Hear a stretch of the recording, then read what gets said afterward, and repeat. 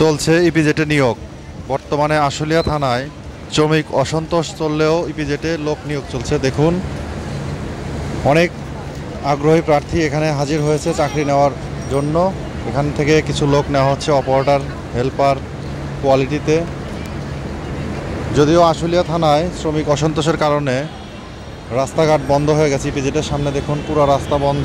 শ্রমিকরা বিভিন্নভাবে হেঁটে, অটো যোগে, ভ্যানে চলে আসছে, কারণ ইপিজেট খোলা রয়েছে। ধন্যবাদ ইপিজেটের কর্তৃপক্ষকে। গার্মেন্টস কখনোই বন্ধ করা যাবে না। দেখুন, পুরো রাস্তাঘাট বন্ধ, জ্যাম। এর মাঝেও যারা চাকরি করে, চাকরিজীবী, তারা চলে এসেছে এবং সেনাবাহিনীর টিম রয়েছে ইপিজেটের গেটে। যদিও তারা নিশ্চুপ ভূমিকা পালন করছে। এর পাশে দেখুন পুলিশগুলো বসে রয়েছে।